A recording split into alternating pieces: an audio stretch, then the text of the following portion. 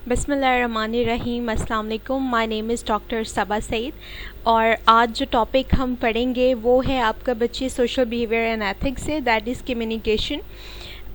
Very good topic, बड़ा interesting topic है ये। आपको आपकी प्रोफेशनल फील्ड में, स्टूडेंट लाइफ में, आपके पर्सनल रिलेशनशिप्स में कम्युनिकेशन बहुत हेल्प करता है। देखते हैं कम्युनिकेशन का प्रोसेस कैसा होता है, इसमें कौन कौन से डिफरेंट पैरामीटर्स इन्वॉल्व होते हैं। तो सबसे पहले हम डिफ़ाइन करेंगे कम्युनिकेशन को। कम्युनिकेशन होती क्या है? It is the exchange of messages between the people for the purpose of achieving of common meanings. बच्चे, ये कम्युनिकेशन जो है ना, बातचीत, इसका मतलब क्या होता है? इसका मतलब ये होता है कि हमने अगले को अपनी बात समझानी है और जो बात हम उसको जिस मानों में समझाना चाह रहे हो वो बात उसको वैसे समझ आ जाए। दिस इज़ कॉल्ड कम्युनिकेशन, जिसे लुग़्त आम में बातचीत कहते हैं। Then there is a complete process of communication. The complete process of communication, ये आपको दिख रहा है, ये किस तरह का है। सबसे पहले sender, encoding, message, decoding, receiver और फिर उसका फीडबैक। अब हम देखते हैं कि जी सेंडर कौन है। इधर बच्चे सेंडर कौन होता है? आप ये देखें कि आपने अपने फ़ोन पे एक मैसेज टाइप किया है, वो message with in a seconds, with in a micro seconds, nano seconds जो आपका रिसीवर है उसके पास पहुंचता है। लेकिन कैसे पहुंचता है? ये जो वर्ड्स होते हैं, जो अल्फ़ाबेट्स हम लिखते हैं बच्चे, ये इलेक्ट्रिकल लैंग्वेज में सिग्नल्स की मदद से डीकोड होके इनकोड, उसको उस आपके मैसेज की इनकोडिंग होती है जो आप लिखते हैं। वो फिर सिग्नल्स के थ्रू, इलेक्ट्रिकल वायरिंग के थ्रू वो एक और ज़बान में कन्वर्ट होके मैसेज डीकोड होता है। और जब वो डीकोड होता है तो जिन अल्फाज में आपने लिखा होता है वो अल्फाज रिसीवर की स्क्रीन के ऊपर अपीयर हो जाते हैं। तो दिस इज़ द प्रोसेस के सेंडिंग से रिसीविंग तक क्या होता है। इनकोडिंग होती है और फिर डीकोडिंग होती है किसकी? उस पैगाम की जो आपने भेजना होता है किसी को भी। किसी भी रिसीवर को आप कोई भी मैसेज लिखते हैं तो सबसे पहले वो एक और मखसूस खसूसी लैंग्वेज में कन्वर्ट होगा जिसको इनकोडिंग कहते हैं। फिर वो मैसेज उसी लैंग्वेज में वापस रिसीवर की स्क्रीन पे पॉप आउट होगा जिसको डीकोडिंग कहते हैं। और उसके बाद रिसीवर अगर आप कोई मैसेज का रिप्लाई करता है तो वो उस रिप्लाई को फीडबैक कहेंगे, ठीक है, जो बताता है, रिस्पॉन्स होता है रिसीवर का कि रिसीव हो गया मैसेज, या कुछ भी उसने वेरीफाई करना हो या कोई भी और डिटेल्स उसने पूछनी हो या कुछ उसने बताना हो तो रिसीवर जो है वो फीडबैक देगा। किस तरह? वो भी मैसेज बच्चे लिखेगा, फिर वो इनकोड होगा, डीकोड होगा और वो फिर आपको रिसीव होगा। तो द साइकिल कंटिन्यूज़। और ये जो नॉइज़ है ये एक एसेंशियल पैरामीटर है जो समटाइम्स जो मैसेज की इनकोडिंग डीकोडिंग में आ जाता है। तो ये हमारे पास पूरा प्रोसेस है कि कम्युनिकेशन होती कैसे है। और अगर हम वैसे देखें कि हम लोग आमने सामने बैठ के बातचीत कर रहे हों बच्चे, तो हमारी आवाज़ जो है वो वेव्स के थ्रू हमारे ऑडियंस को पहुंचती है। वेव्स के थ्रू हमारी आवाज़ उन तक पहुंचती है जिससे उनको वो इंटरप्रेट करते हैं इंफॉर्मेशन को और फिर नेक्स्ट जब वो बोलते हैं तो वो वेव्स हमारे तक आते हैं। फिर हमारा माइंड उस इंफॉर्मेशन को प्रोसेस करके हमें समझाता है कि जो हमारे सामने इंसान है वो हमें क्या कहना चाह रहा है। तो दिस इज़ हाउ जो लाइव कन्वर्सेशंस होती हैं, लाइव कम्युनिकेशन होती हैं, that really works. Then comes management skills. अब जो मैनेजर है ना बच्चे, उसमें कौन कौन से इसेंशियल स्किल्स होने चाहिए? एक तो उसमें बहुत इम्पॉर्टेंट एबिलिटी होनी चाहिए टाइम मैनेजमेंट की। Time is money. जो बंदा टाइम का पाबंद नहीं है बच्चे, ज़िंदगी में कहीं आगे नहीं जा सकता। ये बात आप लिख लें, ये पढ़ी लिखी बात है। और दूसरी बात ये है जी, सेल्फ कॉन्फिडेंस। ही और she must be very confident, उसको पता होना चाहिए। और कॉन्फिडेंस कैसे आता है बच्चे? कॉन्फिडेंस नॉलेज से आता है।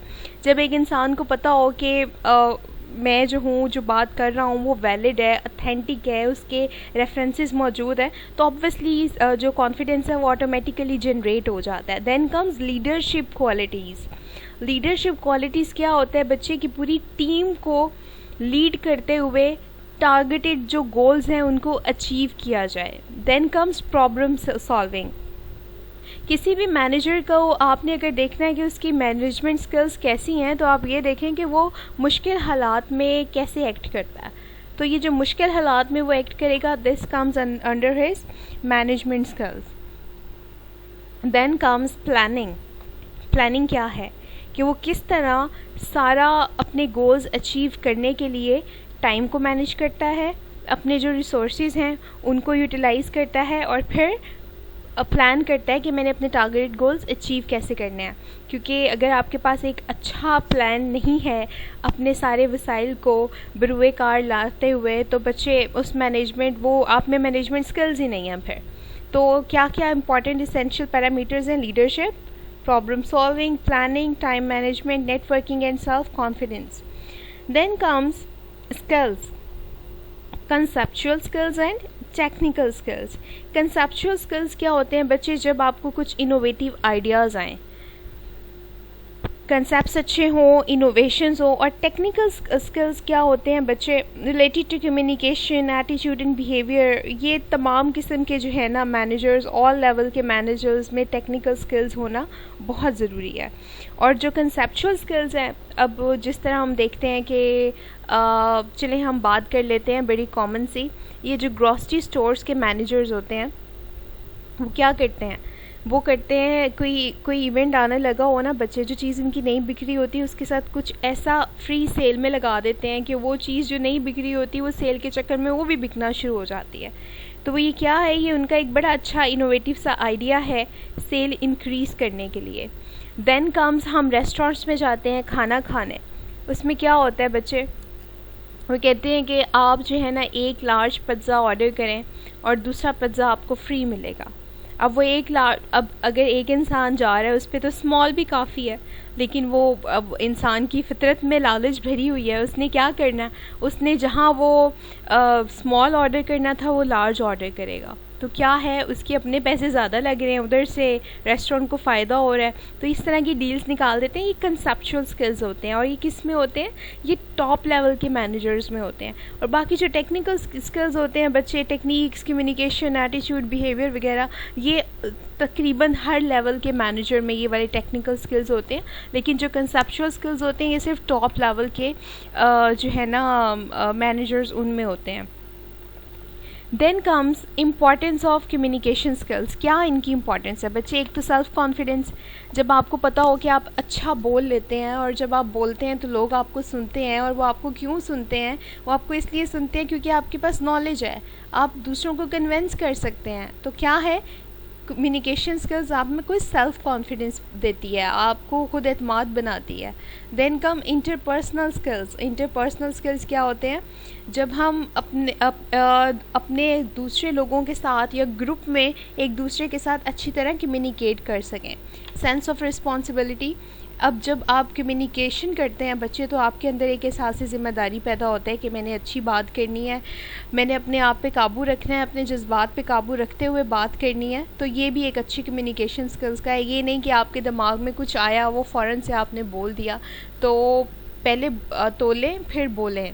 ये भी हमारे कम्युनिकेशन स्किल्स में आता है।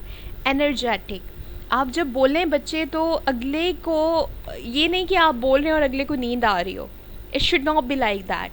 आपकी आवाज़ में एनर्जी होनी चाहिए। You should be energetic. माशाल्लाह you guys are young, energetic. तो अपनी वो जो सारी एनर्जी है वो कम्युनिकेशन स्किल्स में आपके नज़र आनी चाहिए। That's also importance of communication skills. Then come follow policy. अब क्या होता है, जब हम ऑर्गेनाइजेशन में होते हैं तो we must be aware of the fact कि हमने टीचर से कैसे बात करनी है, टीचर से कैसे बात करनी है, हमने अपने जो हमारे मुलाजमीन हैं उनसे कैसे बात करनी है, हमने अपने फ़ेलोज़ से कैसे बात करनी है, हमने अपने फ़ेलोज़ से पर्सनली कैसे बात करनी है, और हमने अपने फ़ेलोज़ से ग्रुप में कैसे बात करनी है। ये नहीं कि हम जो इंतहाई एक लोकल लैंग्वेज होती है उसमें हम इंतहाई अनरिस्पेक्टफुल वे में दूसरे को ओए करके बुला रहे हों, और ये कम्युनिकेशन स्किल्स के और एथिक्स के बहुत ख़िलाफ़ है। एवरीबडी गॉट अ नेम, हर किसी का नाम होता है। कोशिश क्या करें कि हर किसी को उसके नाम से पुकारा करें। सिंसेरिटी, अब जिस बंदे के कम्युनिकेशन स्किल्स होते हैं ना बच्चे, वो बड़ा सोच के बोलता है और जब वो सोच के बोलता है तो he is loyal with the organisation, क्योंकि उसको पता होता है जो बंदा सोच के बोलता है वो कभी भी बेकार नहीं बोलता. Then comes attitude. It is the predisposition to act or not act in a certain way. अब इसमें क्या होता है, इंसान को ना एक समझ आ जाती है कि किस में मैंने एक्ट करना है और किस में मैंने एक्ट नहीं करना. Listening part. अब कम्युनिकेशन में ये नहीं होता आप बहुत अच्छे डिबेटर हैं, आप जा रहे हैं, आप जाके आप छा गए हैं, आपने बहुत अच्छा बोल लिया है. बच्चे, उस कम्युनिकेशन का कोई फ़ायदा नहीं होता जिसमें आप सिर्फ स्पीकर हों. एक अच्छी कम्युनिकेशन में आपके पास सुनने की बहुत अच्छी एबिलिटीज़ होनी चाहिए. और यकीन करें, अगर आपने अपना नॉलेज बढ़ाना है, अगर आपने ज़िंदगी में कुछ करना है, तो अपने अंदर ये सुनने की आदत डाल लें. जैसे ही आपके अंदर ये सुनने की आदत आ गई, एक तो आप में सब्र, तहम्मुल, बर्दाश्त बहुत आ जाएगा, और फिर आपको दूसरे की बात समझेंगे भी सही. हम लोग दूसरों को सुने बगैर कंक्लूजन पे पहुंचते हैं क्योंकि हम उनको सुनने के लिए तैयार ही नहीं होते. जब हम में वो एक ओवर कॉन्फिडेंस आ जाता है कि जी जो हम कह रहे हैं वो ठीक है, हमारे इतने फैंस हैं, लोग हमें सुनते हैं, लोग हमारी बात मानते हैं, तो हम ये वाली जो चीज़ है ना, लिसनिंग वाली, ये हम इग्नोर कर देते हैं. Then comes knowledge. Knowledge is power. Convincing ability. Then comes presentation, कि आप फेस टू फेस कैसे कम्युनिकेट करते हैं और बाकी किस तरह. अब हमारे पास नेक्स्ट आता है type of communication. Type of communication में बच्चे verbal communication and non verbal communication. Verbal communication by words या फेस टू फेस कम्युनिकेशन, ये 3 इसके इंपॉर्टेंट थिंग्स हैं. Verbal communication is arbitrary, ambiguous and abstract. अब इसमें क्या होता है, एम्बिगुअस का मतलब होता है बच्चे नॉट क्लियर, और एब्स्ट्रैक्ट का मतलब क्या होता है कि ब्रीफ होती है, समरी उसकी एक आपको पता होती है कि अच्छा किस बारे में बात कर रहे हैं. अब अगर हम फेस टू फेस बात करें कि types of verbal non verbal communication, तो आपके फ़ौरन माइंड में कंटेक्स्ट आ जाएगा कि जी we are talking about topic in our book that is communication. लेकिन जब अगर हम नॉन वर्बली इशारों से बात करेंगे या बॉडी लैंग्वेज से, तो वो कभी भी समझ नहीं आएगी कि what we are talking about. Then comes principles of verbal communication. बच्चे, language and culture reflect each other. इसमें क्या होता है, कुछ कल्चर्स जो हैं उनकी मल्टीपल मीनिंग्स होते हैं, और कुछ कल्चर्स में वो, जिस तरह हम ये कह लेते हैं कि प्याज है बच्चे, तो प्याज के कोई 10,000 नाम होंगे, कोई उसको कुछ कहता है, कोई उसको कुछ कहता है. तो हर लैंग्वेज का जो है वो डिफरेंट वर्ड्स होते हैं, डिफरेंट मीनिंग्स होते हैं. तो क्या होता है, when we have to communicate we must understand about the language and culture needs of the receiver. हम क्या करते हैं, हम अंडरस्टैंड करते हैं कि अगला जो है उससे हम बात कर रहे हैं, उसका कल्चर क्या है और उसकी नीड क्या है कि वो हमारी बात समझ सके. The meaning of language are subjective. अब सब्जेक्टिव का मतलब क्या होता है कि जो आप बात कर रहे हैं वो मानी खेज हो, फजूल बात ना हो, मानी खेज हो. Language use is rule guided. Rule guided का मतलब क्या होता है कि आप जो बात कर रहे हो वो, जिस तरह बच्चे, अब हम इंग्लिश में अगर बात करें तो इंग्लिश के कुछ टेंसेस होते हैं, उर्दू में अगर बात करें उर्दू की ग्रामर होती है. तो ये रूल्स होते हैं, जब भी आप बात करें तो रूल्स जो हैं वो लैंग्वेज आपकी रूल गाइडेड होनी चाहिए. ये नहीं कि आप ग्रामर को इधर से उधर, जिस तरह पठान उर्दू बोलते हैं तो आप उस तरह बोल रहे हैं, तो आप क्या करेंगे, you are playing with the rules of the language. Then comes regulative rule. Regulative rules क्या होते हैं कि बच्चे आपने कब, कहाँ, कैसे और किससे क्या बात करनी है. देन कम्स कॉन्स्टिट्यूशन रूल्स के आपने बच्चे डिफरेंट टाइप ऑफ कम्युनिकेशन को इंटरप्रेट कैसे करना है. People know things like paying attention, showing respect, smile. अब जिस तरह अब हम आपको अगर पढ़ा रहे हैं तो हम क्या आपसे एक्सपेक्ट कर रहे होते हैं कि बच्चे आप अंडरस्टैंड करें. अब वो अंडरस्टैंड करते हुए आपकी बॉडी लैंग्वेज से पता चलना चाहिए कि आप सुन रहे हैं, आपको समझ आ रही है, ना कि ऐसा कि आप सो रहे हैं, आप जो हैं वो खा पी रहे हैं, किसी के सर में ख़ारिश हो रही है, वो ख़ारिश कर रहा है. तो ये वाली चीज़ें जो है ना, ये वाली चीज़ें नहीं होनी चाहिए. ये किस में आती हैं, कॉन्स्टिट्यूशन रूल में, ये आपको पता होना चाहिए. Perception shapes meaning. Many people have experienced this situation. The person may not be sure what they could have possible done right or wrong. They realize the other person is upset about something that happened many days ago, One person may have thought the communication ended there, the other person might still be carrying it. बच्चे अब perception shapes meaning का मतलब क्या होता है कि perception का मतलब होता है जो हमारा ख्याल होता है, जो हम चीज़ें हम सोचते हैं कि चीज़ें ऐसी हैं. अब दो लोग हैं आपस में, उनकी कोई ऐसी बातचीत हुई है, एक इंसान ने मजाक में कहा है, दूसरे ने सीरियस ले लिया. अब एक का परसेप्शन क्या है कि मैंने मजाक में बात की है, दूसरे का परसेप्शन क्या है कि उसने मुझे तंज़ किया है. तो that's how perception shapes meaning. Perception जो है वो मतलब को बदल के रख देती है, किसका, हमारी कम्युनिकेशन का. Then comes non verbal communication. कौन सी नॉन वर्बल कम्युनिकेशन होती कौन सी है बच्चे? वो जो फेस एक्सप्रेशन, बॉडी पोस्चर से, eye contact, proximity of position, tone of voice से होती है. ये सारे जो है इनवॉलेंट्री जेस्चर्स और सिग्नल्स होते हैं जो दूसरे को बताते हैं कि हमें कुछ अच्छा लगे, बुरा लगे. समटाइम्स अगर देखा जाए तो हम एक मुस्कुराहट से समझ जाते हैं कि अगला बंदा ठीक है, खुश है, हैप्पी है. समटाइम्स हम कोई बात करते हैं तो किसी के मुंह पे बड़े नागवार से तासुरात आते हैं, हमें उससे पता चल जाता है कि इसको ये बात बुरी लगी है. कुछ लोगों को हम कोई बात करते हैं तो वो फ़ौरन से आई रोल करते हैं, उससे भी हमें अंदाज़ा हो जाता है कि उनका क्या तासुर है. तो ये सारी चीज़ें क्या हैं बच्चे? ये सारी चीज़ें आती हैं नॉन वर्बल कम्युनिकेशन में. अच्छा, नेक्स्ट बच्चे हमारे पास क्या आते हैं? Writing skills. अब राइटिंग स्किल्स क्या हैं? Writing skill, the communication is transmitting of a message by putting it in writing. अब अगर हम कोई बुक पढ़ते हैं या अगर हम कोई आर्टिकल पढ़ते हैं या हम आपके ये सोशल बिहेवियर एंड एथिक्स के नोट्स पढ़ते हैं, तो ये आपको ऑथर क्या दे रहा है? ऑथर बच्चे आपको इन्फॉर्मेशन दे रहा है. आपको इन्फॉर्मेशन ऑथर दे रहा है, क्या है, कैसे है, ये सारी चीज़ें वो किस शक्ल में दे रहा है. अब ना ऑथर आपके सामने नहीं है, वो बोल नहीं रहा. तो नॉन वर्बल कम्युनिकेशन हम इधर से सब्ट्रैक्ट करते हैं. Then comes non verbal communication. तो वो आपके सामने ना उसका आई कंटेक्ट है ना कुछ भी, वो आपको कुछ नहीं बता सक रहा वर्बली, नॉन वर्बली. फिर वो क्या चीज़ एक आ जाती है बीच में जी, राइटिंग, लिख के बता रहा है.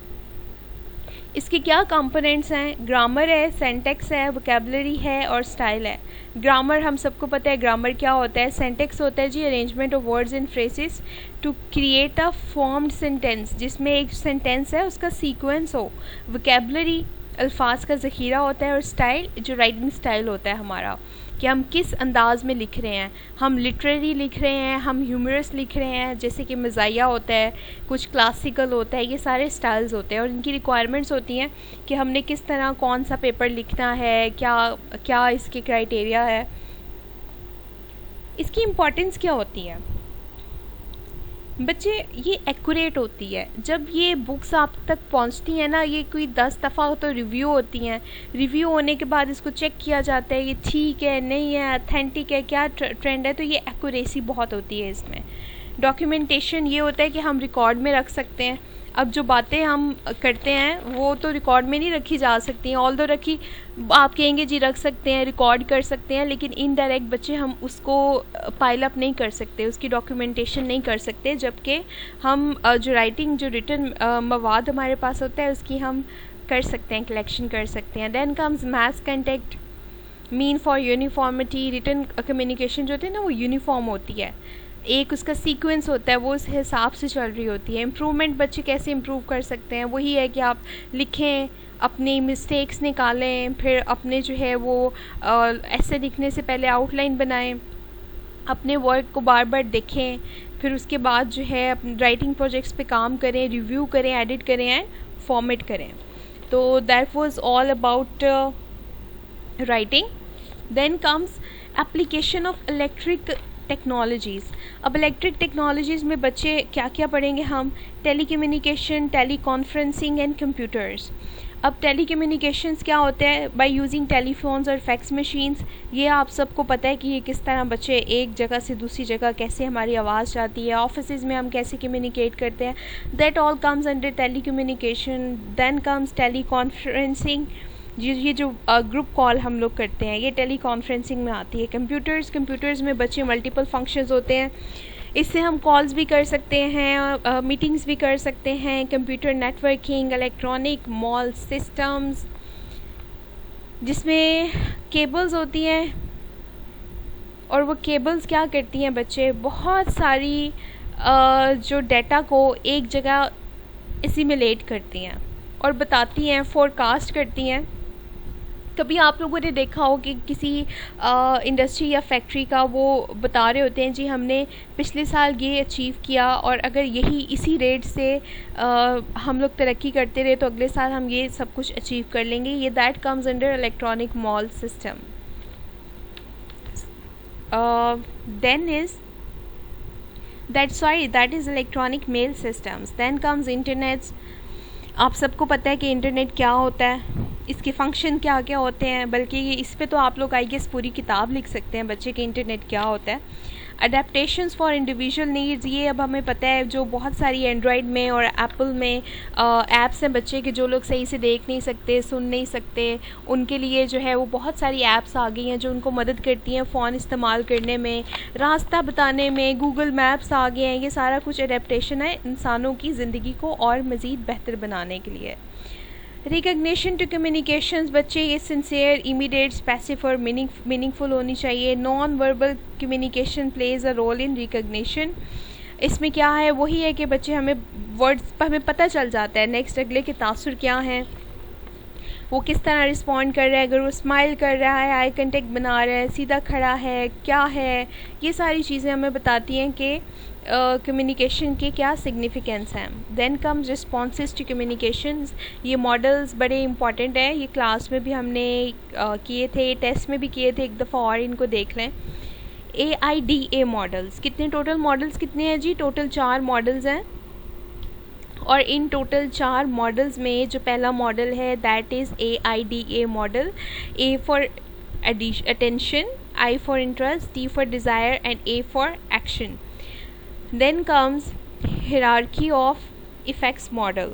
इसमें बच्चे क्या होता है कि it shows the process by which communication works.